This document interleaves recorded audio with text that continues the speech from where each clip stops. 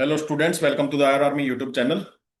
चरक चिकित्सा की free lecture series हमने स्टार्ट करी है क्योंकि आयुर्वेदा के बहुत सारे एग्जाम आने वाले हैं और आ भी रहे हैं। जैसे कि अभी एआईए पीजीटी का एग्जाम है, एएमओ के एग्जाम आ रहे हैं। और भी वैसे भी बीएमएस के जितने भी कैंडिडेट होते हैं, जितने भी स्टूडेंट होते हैं, उनको एटलीस्ट चरक चिकित्सा जो है वो अच्छे से आनी चाहिए अगर आपको एक अच्छा वैद्य बनना है।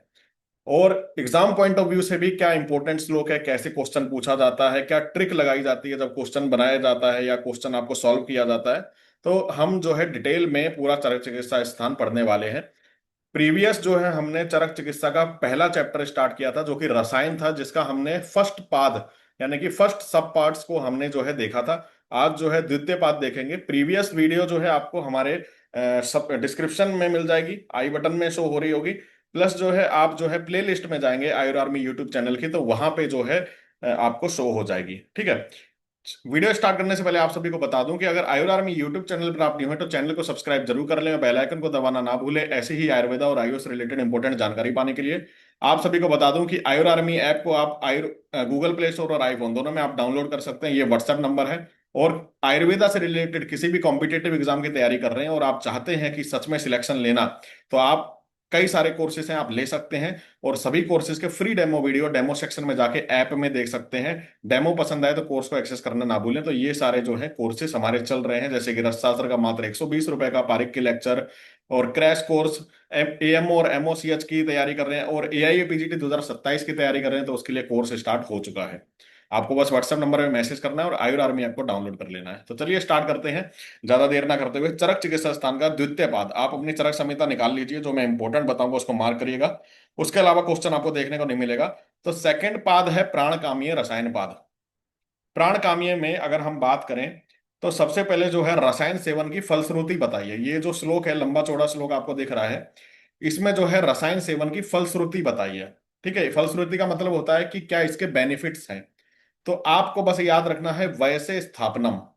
ये जो वर्ड आपको पता चल रहा है ना, वैसे स्थापना, इसको जो है आप मार्क कर लीजिए, इंपॉर्टेंट है। वैसे स्थापना का मतलब हुआ कि एज को बरकरार रखता है, यानी कि आपकी जो एज है जल्दी बुढ़ापा नहीं आने देता। वैसे स्थापनम, ठीक है, वय को जो है स्थापित करता है। तो ये आपको याद रखना, ये रसायन की फलश्रुति है, रसायन की फलश्रुति है,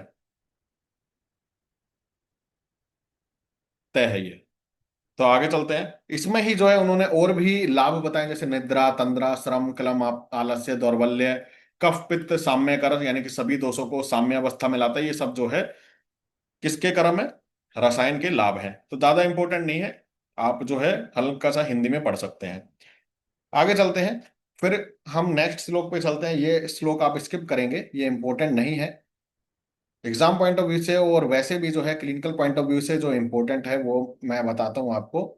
ये वाला श्लोक, ये आमलक घृत है।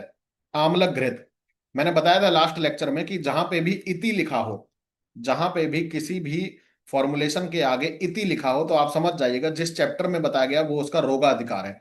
तो आमलक घृत क्या हुआ? एक तरह से रसायन, ठीक है, रसायन के लिए यूज होता है, एक तरह से एक तरह का रसायन है। आमलक घृत के लिए बोला है, याद जो रखना है आपको, बृहत शरीरम गिरी, बृहत शरीरम गिरी सार सारम, बृहत शरीरम गिरी सार सारम।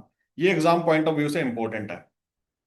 इसमें बोला गया है कि जो व्यक्ति इस आम्लक घृत का सेवन करता है, उसका शरीर जो है वो बड़े आकार प्रकार वाला और लोहे के समान दृढ़ और गठीला हो जाता है और अति बलवान हो जाता है। यानी कि एक तरह से शरीर को बलवान करने वाला जो है वो है आम्लक घृत। घृत तो आपको वैसे भी पता है, ठीक है। हरियाणा के लोग या राजस्थान के लोग अधिकतर वहां जो है दूध दही घी होता है, और अधिकतर वहां के लोग ही जो हैं, आपने देखा होगा ओलंपिक्स में, बॉक्सिंग में हरियाणा के, ठीक है, सबसे ज्यादा जो है पाए जाते हैं। क्यों? क्योंकि वो जो है घी का सेवन करता है, और घी में जो है आमलक भी मिला लिया जाए तो एक तरह से रसायन का काम करता है। तो बात बस आपको ये वर्ड याद रखना है, क्वेश्चन आ जाएगा, बृहत शरीरम गिरी सार सारम।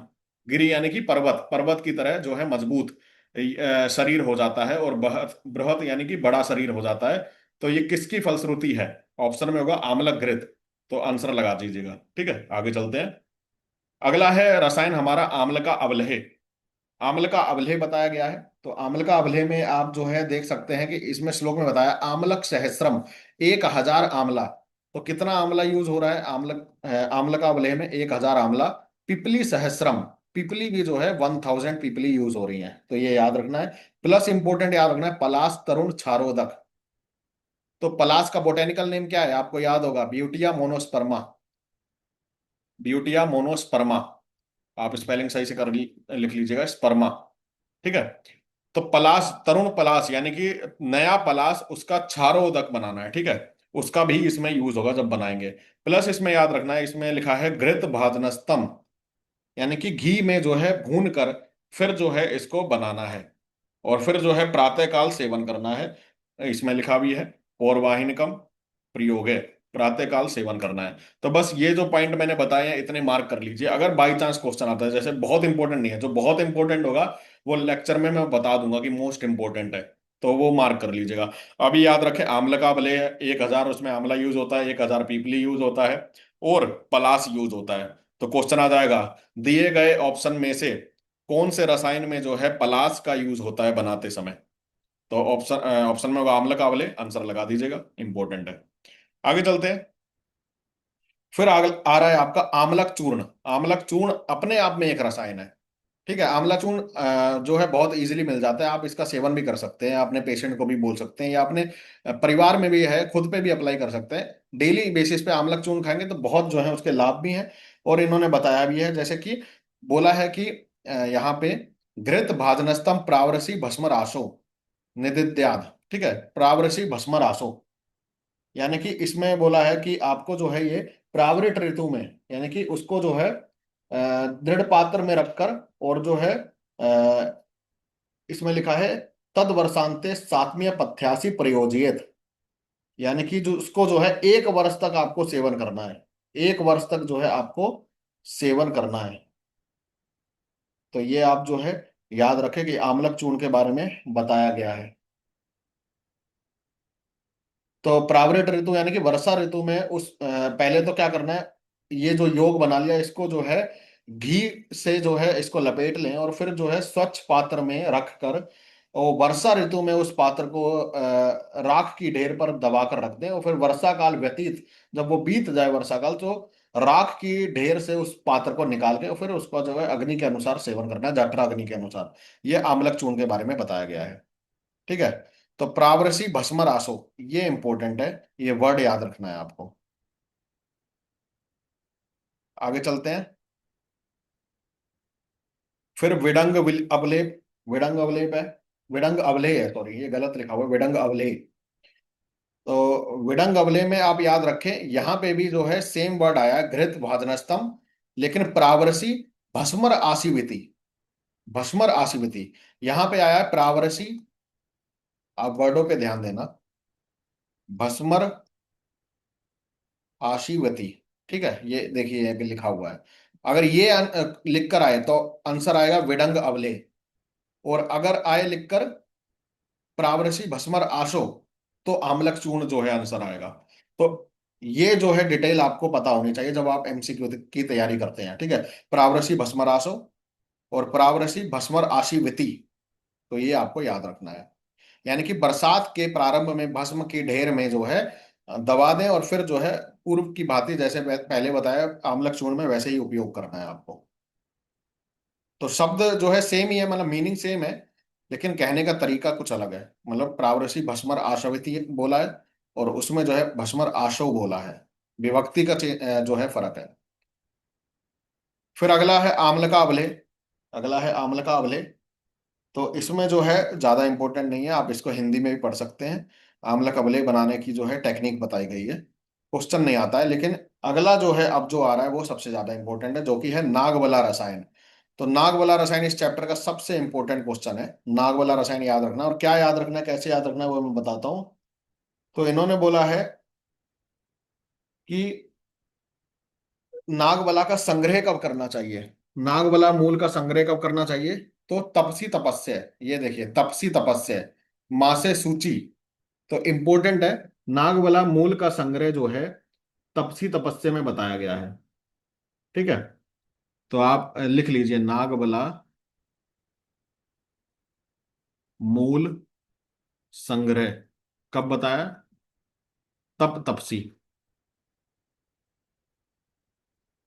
प्लस सूची मास में। तो ऑप्शन में कोई भी हो सकता है।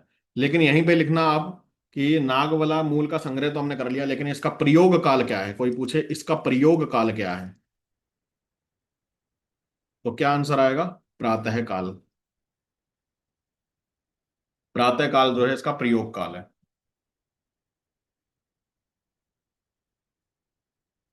फिर इसमें याद रखना है आपको कि ये जो है अनुपान, जीर्णे च क्षीर सर्पिभ्याम साली षष्टिक अश्नियात। तो खाना जब पच जाए तब जो है दूध के साथ, घी के साथ, साली षष्टिक के साथ जो है आपको इसका सेवन करना है। चूर्ण करके जो है इसका सेवन करना है। याद रखें, वाग्भट जो है नागवला मूल का संग्रह कब बता रहे हैं, आप लिख लीजिए साथ में। वाग्भट जो है संग्रह बता रहे हैं नागवला मूल का कब? ग्रीष्म ऋतु में। तो ये इंपॉर्टेंट क्वेश्चन आ सकता है, आप याद रखें, ग्रीष्म ऋतु में।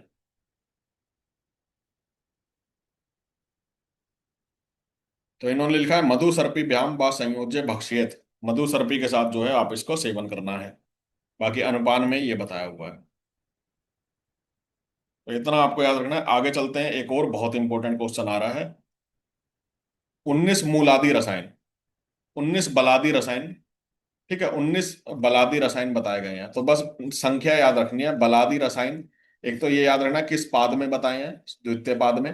कितने बताए हैं? 19 बलादि रसायन। फिर आगे बताया जा रहा है कि भल्लातक रसायन के बारे में, सबसे इंपॉर्टेंट है भल्लातक रसायन। तो मैं कुछ पॉइंट लिखवा रहा हूँ, उसको आप लिख लीजिए, सेम क्वेश्चन वैसे ही देखने को मिलेगा। एक तो लिखिए कि भल्लातक फल का संग्रह कब करेंगे। भल्लातक फल संग्रह कब करेंगे? सूची शक्र, ठीक है, सूची शक्र, ये जो है मास के नाम है, महीने के नाम है, इसमें करेंगे। और वाग्भट, वाग्भट क्या कहते हैं? ग्रीष्म ऋतु में, ग्रीष्म ऋतु। आप याद रखिएगा कि जो मैंने बताया वो एक गलत पॉइंट बता दिया, आप करेक्ट कर लीजिए। नाग वाला ग्रीष्म ऋतु नहीं है, शरद ऋतु है। वाग्भट ने शरद ऋतु बताया, ग्रीष्म नहीं। ग्रीष्म क्योंकि भल्लातक का मैं कंफ्यूज हो गया था। भल्लातक रसायन में जो है भल्लातक का बताया है ग्रीष्म ऋतु, किसके द्वारा? वाग्भट के द्वारा। भल्लातक फल का संग्रह। तो ये आपको याद रखना है। कोई पूछे प्रयोग काल क्या है, यहां पे जो है एक कंफ्यूजिंग क्वेश्चन आएगा। प्रयोग काल, भल्लातक का प्रयोग काल, तो क्या बताया है? सह सहस्य, सह सहस्य, या फिर हिंदी में बात करें तो अगहन पौष, अगहन पौष। तो ये आपको याद रखना है, सह सहस्य और अगहन पौष। फिर जो है इसमें जो है भल्लातक वर्धमान रसायन के बारे में बताया गया है, ठीक है। भल्लातक रसायन, तो उसमें जो है बस यही बताया गया कि एक एक भल्लातक को बढ़ाते हुए 30 तक ले जाना है, फिर 30 से घटाते हुए 10 तक लाते हुए ऐसे 1000 भल्लातक का यूज करना है, ठीक है। तो ये बताया गया है इसमें।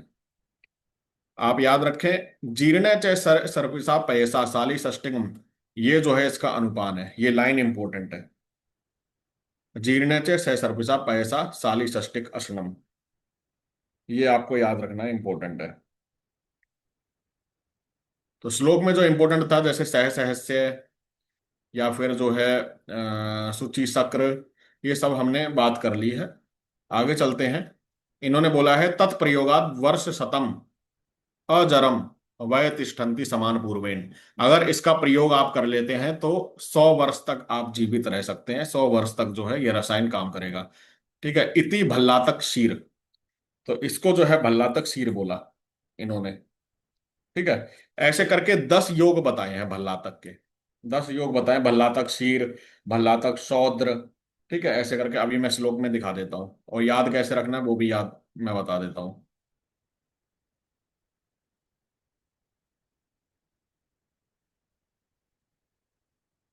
तो ये देखिए, ये जो है भल्लातक के 10 योग बताए हैं, भल्लातक के 10 योग। कैसे याद रखने हैं, जो इंपॉर्टेंट है वही बताऊंगा। फॉर्मूला बना लीजिए, YC2S2T2 LPG। वाई से हो गया यूज, भल्ला तक यूज। सी से हो गया, एक दो सी है इसमें, एक सी से हो गया छोद्र, एक सी से हो गया आपका छोद्र, दूसरे सी से हो गया आपका क्षीर, क्षीर। एक एस से हो गया आपका, एक एस से हो गया आपका सत्तू, एक एस से हो गया आपका सर्पी, एक एस से हो गया सर्पी, एक एक एस से हो गया सत्तू। एक टी से हो गया आपका तर्पण, ठीक है, ये देखिए तर्पण। और एक टी से हो गया आपका इसमें तेल, भल्ला तक तेल।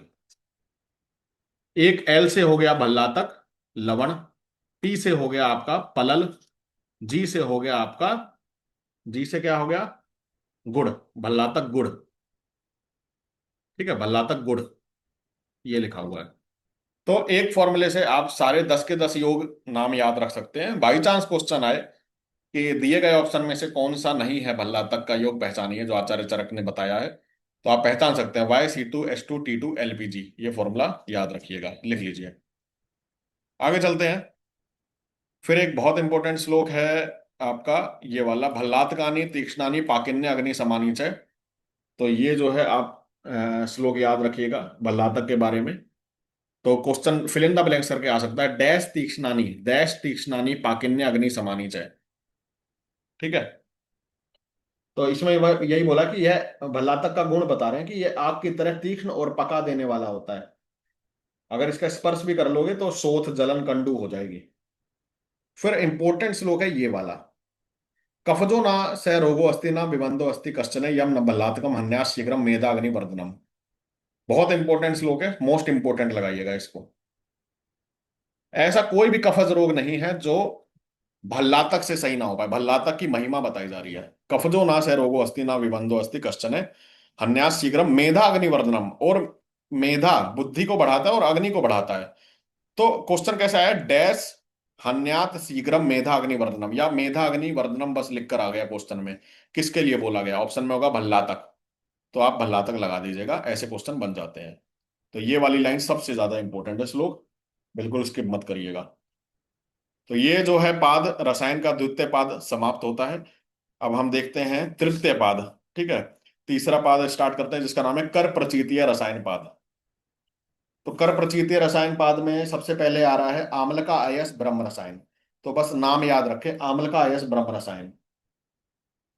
और इसमें कौन से गण यूज हो रहे हैं, तो वो यहां से ये लाइन याद रखें, जीवनीय ब्रोहणीय स्तन्य जनन व्यस्थापन षड्विरेचन सताश्रिय उक्त औसत गण चंद्र अगुरी धव तिनिस खदिर शिशिप सारा नाम। तो बस आप जो है इसमें गण याद रखें कि कौन सा गण जो है इसमें यूज हुआ है। तो जीवनीय, स्तन्य जनन, शुक्र जनन, व्यय स्थापन और ब्रहणीय। अगर गण याद करने का फॉर्मूला बनाना चाहें तो आप बना सकते हैं, SSGVV।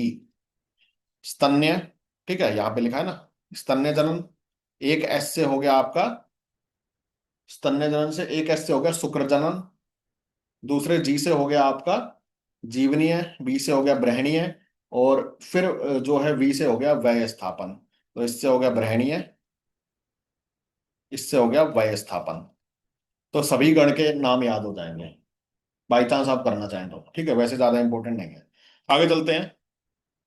फिर अगला श्लोक देखते हैं, अम्ल का यश ब्रह्म रसायन का सबसे इंपॉर्टेंट क्वेश्चन और कंफ्यूजन मैं बताता हूं, आप एक बार में याद कर लेंगे।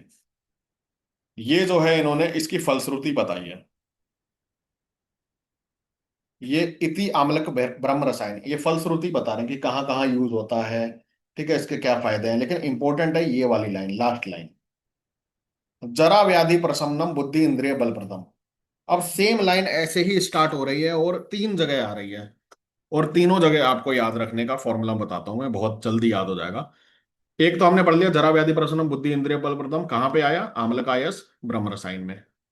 ऐसे ही सेम लाइन आई है, जरा व्याधि प्रशमनम, ठीक है, स्मृति मेधा करम परम, स्मृति मेधा करम परम। ये लाइन आई है, किस में आई है?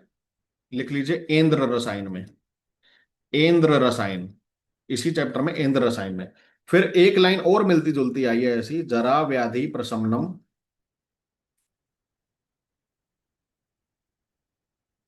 धे दाढ़र्य करम।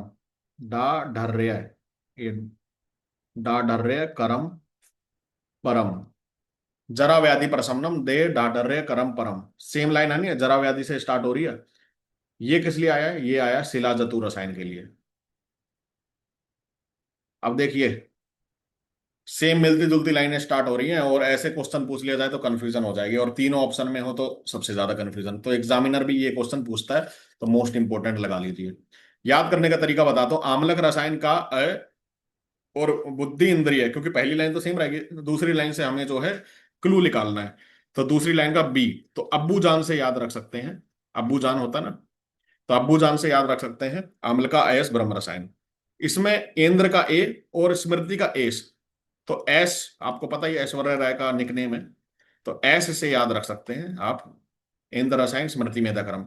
शिला जतु रसायन का दे डालर है, तो शिला जतु नॉर्मल सी बात है, पत्थर का जो है चट्टानों का जो है निर्यास है। और चट्टान क्या होती है? दृढ़ होती है, शक्तिशाली होती है, तो देह को दृढ़ करती है। तो उससे आप हमेशा दो याद हो गए तो तीसरा तो याद रहेगा ही, कोई दिक्कत की बात नहीं है। तो आपको ये एक साथ लिख लीजिए ताकि हमेशा याद रहे, कंफ्यूजन ना हो। आगे चलते हैं। फिर ये बताया है केवल आम्लक रसायन। ये है केवल आम्लक रसायन, यानी कि ओनली आंवला का यूज करना है। तो एग्जाम पॉइंट ऑफ व्यू से इंपॉर्टेंट नहीं है, आप हिंदी में पढ़ सकते हैं अगर पढ़ना चाहे तो, ठीक है। इसमें बस यही है कि आप जंगल में रहेंगे, पेड़ पर चढ़कर आंवला तोड़कर खाएंगे, ओनली आंवला खाएंगे और दूध पिएंगे बस। एक वर्ष तक बस यही काम करना है, और ब्रह्मचर्य का पालन करना है, और कुछ नहीं करना है। आगे चलते हैं। अगला आया है आपका इंपॉर्टेंट, लोह आदि रसायन। ये है आपका लोह आदि रसायन, इंपॉर्टेंट है, लगा लगा लीजिएगा इंपॉर्टेंट। इसमें याद रखना है पहली लाइन, त्रिफलाया रसे मूत्रे गवाम सारम च लवणे क्रमेण च इंगुदी सारम किंसुक सार एव च। तो इंगुदी सार और किंसुक सार का यूज कहां पे हुआ? किंसुक, ठीक है। इंगुदी सार और किंसुक सार का यूज कहां पे हुआ, ये क्वेश्चन पूछ लिया जाता है, तो आप याद रखें। किसमें? लोह आदि रसायन में। दूसरा, एक साल तक प्रयोग करने को कहा है, संवत्सर निधे यानी, ठीक है, एक साल तक प्रयोग करने को कहा है। संवत्सर अत्य तस्य प्रयोग मधु सर्पी साथ, मधु सर्पी के साथ प्रयोग करने के लिए कहा है, तो याद रखें। दूसरा इंपॉर्टेंट क्वेश्चन इसमें इंपॉर्टेंट है, याद रखना। धीमान यशस्वी वाक सिद्धि श्रुतधारी महाधन है।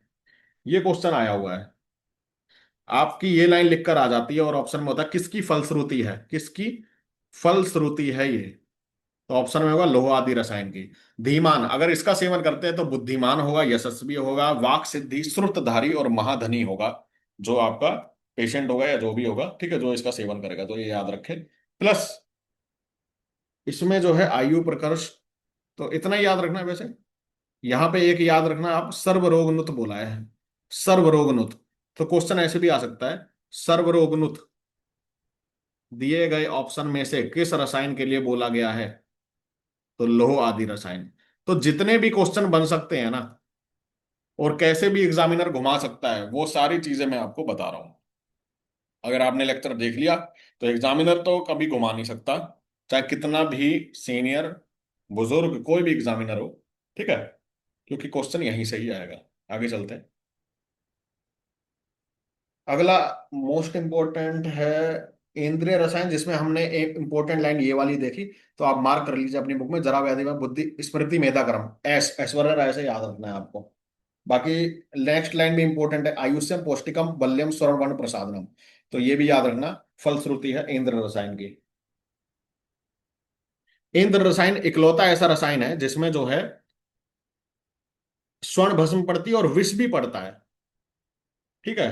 तो इसमें याद रखना, जो स्वर्ण भस्म है, ठीक है, वो 2 यव पड़ती है, और विष जो है वो एक तिल प्रमाण में पड़ता है विष।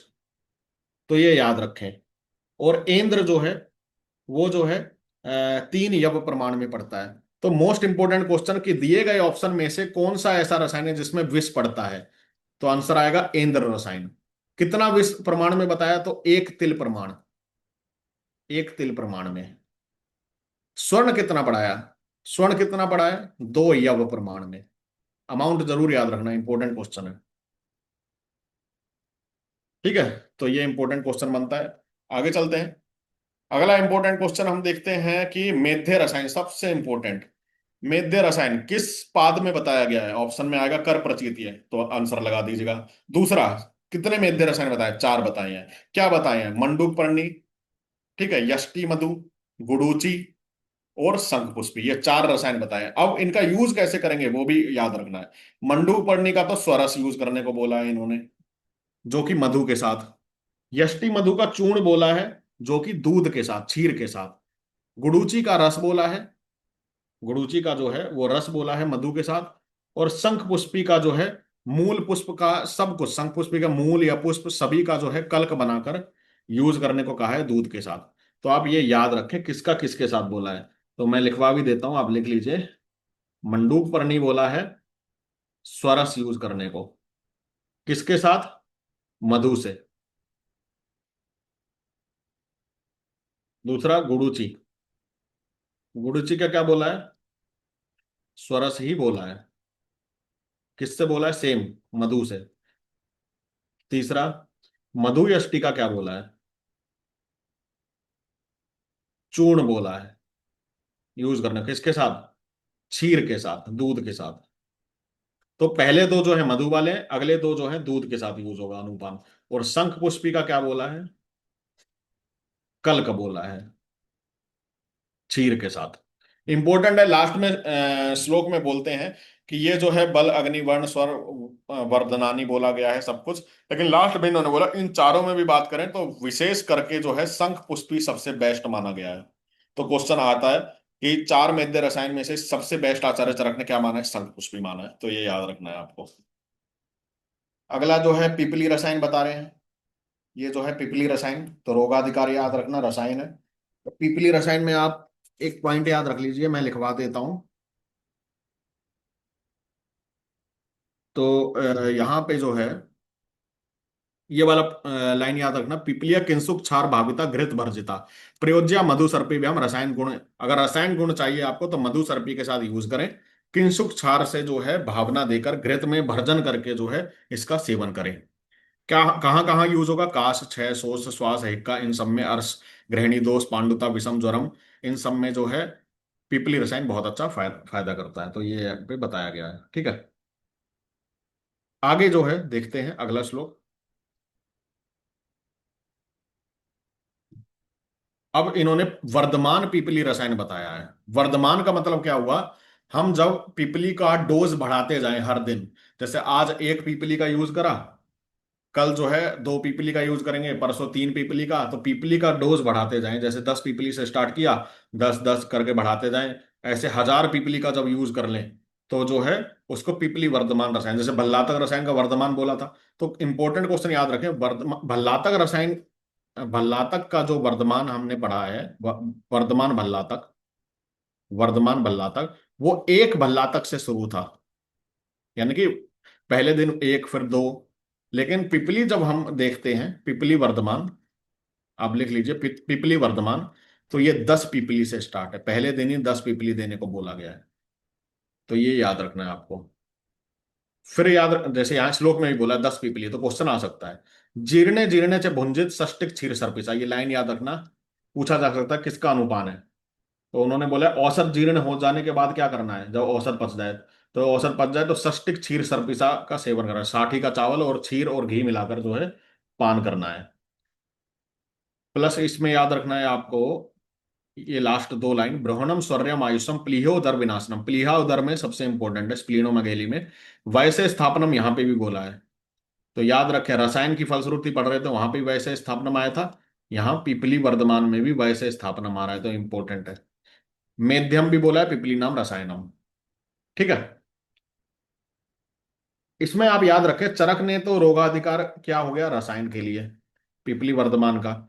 लेकिन अगर कोई पूछे काश्यप ने पिपली वर्धमान का रोगाधिकार क्या बताया है, तो आप लिख लीजिए राजस्मा। अकॉर्डिंग टू काश्यप, द रोगाधिकार ऑफ पिपली वर्धमान रसायन इज राजस्मा। तो ये आपको याद रखना है।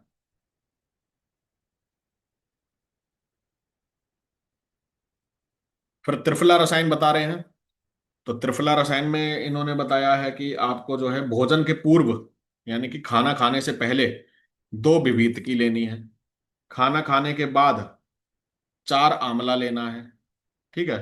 और भोजन के जीर्ण हो जाने के बाद, जब पच जाए, तब जो है 1 हरीतकी लेना है। 1 हरीतकी, 1 हरड़। ठीक है। तो याद रखें, भोजन के पूर्व 2 विभीतकी, बस यही है त्रिफला रसायन। भोजन के बाद 4 आंवला, और भोजन के जीर्ण होने के बाद, पच जाने के बाद, क्या लेना है? भोजन के जीर्ण हो जाने के बाद 1 हरीतकी। तो ये इंपॉर्टेंट है, आपको याद रखना है। इतनी त्रिफला रसायन तो आप याद रखें। आगे जो है त्रिफला रसायन के बारे में और भी बातें बताई जा रही हैं जो ज्यादा इंपॉर्टेंट नहीं है एग्जाम पॉइंट ऑफ व्यू से। फिर जो है आपका इंपॉर्टेंट क्वेश्चन आएगा आपका शिलाजीत के बारे में। शिलाजीत के बारे में ये सारा पॉइंट लिखा गया है, याद रखना है। अन अम्लम च कषायम च कटुके पाके शिलाजतु न अति उष्ण शीतम धातु भी चतुर्भुजस्य संभव है। तो अन अम्लम च कषायम, याद रखें कि रस क्या है शिलाजीत का? अन अम्ल और कषाय। तो रस जो है शिलाजीत का क्या है? अन अम्ल। ये सारे इंपॉर्टेंट क्वेश्चन है। कषाय, कटुके पाके, तो यानी कि विपाक क्या है शिलाजीत का? कटु विपाक। न अति उष्ण शीत, वीर्य क्या है? अन उष्ण शीत। तो क्वेश्चन आया हुआ है अन उष्ण शीत। वीर्य क्या है शिलाजीत का? अन उष्ण शीत। 4 प्रकार के होते हैं: हेम, रजत, ताम्र, लोह, कृष्ण, अयस। ठीक है। हेम, रजत, ताम्र, लोह। तो ये 4 प्रकार के होते हैं। किस किस में कौन सा यूज होता है, तो ये यहां पे श्लोक में बताया गया है। तो इसको जो है, सबसे पहले तो ये वाली लाइन आप मार्क कर लीजिए जो मैंने बताया था। डे डाडर्रे करम परम जरा व्याधि प्रशमनम। दूसरा, आप जो है याद रखिए सीक्वेंस, सबसे पहले स्वर्ण, रजत, ताम्र और लोह। ये वाला सीक्वेंस है आपका। अब सबसे पहले मैं रस बता रहा हूं।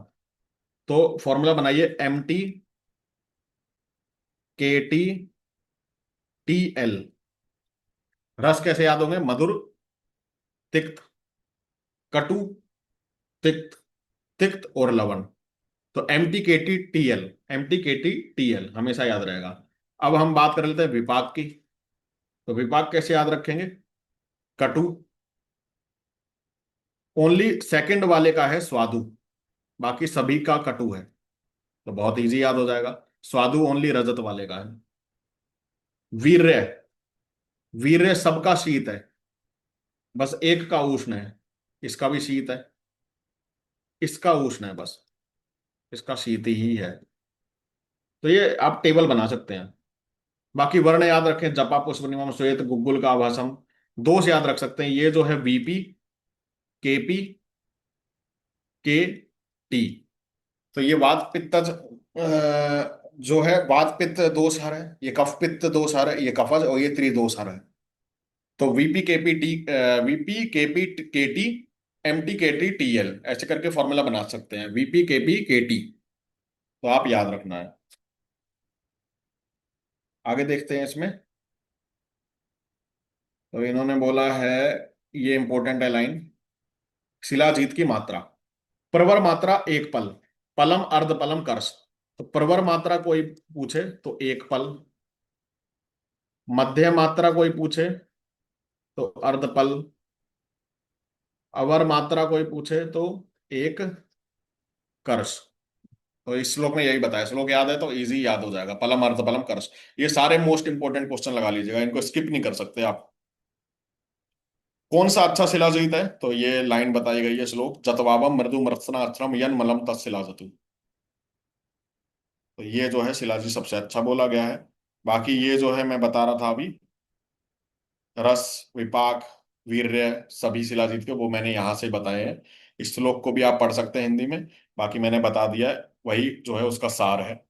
बाकी ये जरूर याद रख लेना कि बहिर्कंठावम जपा पुष्प निवम किसको बोला है। तो जपा पुष्प निवम स्वर्ण वाले को बोला है। रजत वाले को क्या बोला है? श्वेत बोला है। ताम्र वाले को क्या बोला है? बहिर्कंठावम। और लोह वाले को बोला है गुल्लुक आभासम। तो ये आपको याद रखना है। इन्होंने फिर ये भी बताया कि गोमूत्र गंधी शिलाजीत भी होता है।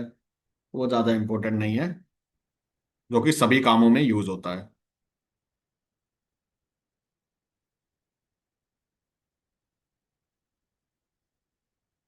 तो ये श्लोक जो है स्किप करेंगे आप।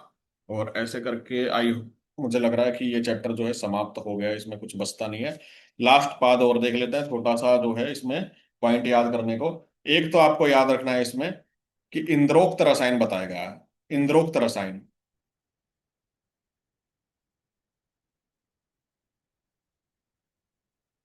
तो इंद्रोक्त रसायन किसमें बताया गया है? बस इतना याद रखें, ये नाम याद रखें। इंद्रोक्त रसायन जो है चौथे पाद में बताया गया है। इसमें टोटल ड्रग्स जो बताई हैं वो 18 बताई हैं। शतावरी, बिदारी, जीवन, ये पूरी लिस्ट 18 ड्रग्स की दे रखी है। इनको इंद्रोक्त रसायन बोला जाता है। और अगला जो है ये द्रोणी प्रावेशिक रसायन है। जैसे कि ब्रह्म सुवर्चला नाम औषधि वीर्या हिरण क्षीरा पुष्कर सदृश पत्रा। तो ये छोटी छोटी डेफिनेशन दे रखी है, तो ज्यादा इंपॉर्टेंट नहीं है। काष्ठ गोधा नाम औषधि गोधाकारा, सर्प नाम औषधि सर्पाकारा। तो इसको एक बार पढ़ सकते हैं, ज्यादा इंपॉर्टेंट नहीं है। जैसे कि इसमें पद्म नाम औषधि पद्माकारा पद्मा रक्ता पद्मगंधा, अजा नाम औषधि। तो इनको जो है ये द्रोणी प्रावेशिक रसायन है।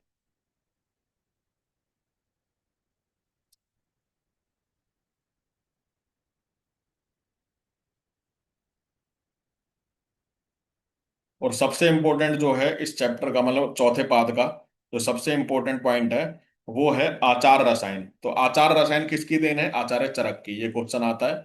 दूसरा, आचार रसायन रसायन के किस पाद में बताया गया है? ठीक है, रसायन के किस पाद में बताया गया है, ऐसे क्वेश्चन आता है। तो श्लोक नंबर आप जो है 30 निकाल लीजिए। आचार रसायन के बारे में सब बताया गया है वहां पे। ये यहां से स्टार्ट है 30 नंबर श्लोक से। तो आचार रसायन चौथे पाद में बताया गया है। आचार रसायन है कि आपका आचरण कैसा होना चाहिए, आहार जो विहार है वो कैसा होना चाहिए। ठीक है, आहार नहीं, विहार कैसा होना चाहिए। तो सत्य बोलना चाहिए, क्रोध नहीं करना चाहिए, झूठ नहीं बोलना चाहिए, मद्य मैथुन का सेवन नहीं करना चाहिए ज्यादा। बाकी जो है प्रिय वादिनम होना चाहिए, अहिंसक, हिंसा नहीं करनी चाहिए, जब शौच पर अपने आप को साफ सुथरा रखना चाहिए, दान करना चाहिए, तपस्या करनी चाहिए, अपने काम में लक्ष्य को हासिल करने के लिए जो है लगातार काम करते रहने चाहिए। ठीक है, देव गो ब्राह्मण इन सबको जो है अर्चना करनी चाहिए, दान करना चाहिए, अनरसस्यम, झूठ नहीं बोलना चाहिए, नित्य करुण वेदिनम, सम जागरणम सम स्वप्नम। तो यानी कि जितना नींद की रिक्वायरमेंट उतना निद्रा लेनी चाहिए। डेली क्षीर घृत का सेवन करना चाहिए। तो क्वेश्चन इंपॉर्टेंट क्या है कि आचार रसायन वैसे कहने का तो आचरण और विहार के ऊपर है, लेकिन इसमें भी दो द्रव्य शामिल हैं। तो दो द्रव्य आचरण आहार रसायन में क्या शामिल है? दो द्रव्य जो शामिल हैं क्या है? क्षीर और घृत। तो इंपॉर्टेंट हो गया, क्वेश्चन बन सकता है। और कोई पूछे गुमराह करने के लिए, आचार रसायन में औसत द्रव्य कितना है? तो औसत द्रव्य शून्य है, कोई भी नहीं है। देर इज नो एनी औसत द्रव्य डिस्क्राइब्ड इन आचार रसायन। तो आचार रसायन में ओनली दो ही द्रव्य बताए हैं, जो कि दूध और घी का यूज करने को बोला गया है। बाकी तो सारा विहार है, जो आपको जो है सेवन करना है, आपका जो आचरण कैसा होना चाहिए, धर्म शास्त्र पढ़ने चाहिए, ये सब बताया गया है। तो इसको एक बार हिंदी में भी देख सकते हैं, वैसे भी बता दिया है। बाकी एक श्लोक हम इसमें और है इम्पोर्टेंट।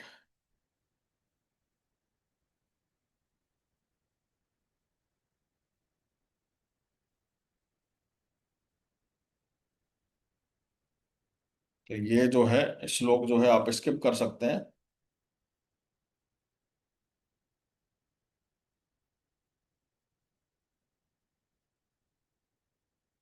इसमें एक शीलवान मतिवान करके एक श्लोक है, प्राणाचार्य के गुण बताए हैं। तो वो इम्पोर्टेंट है।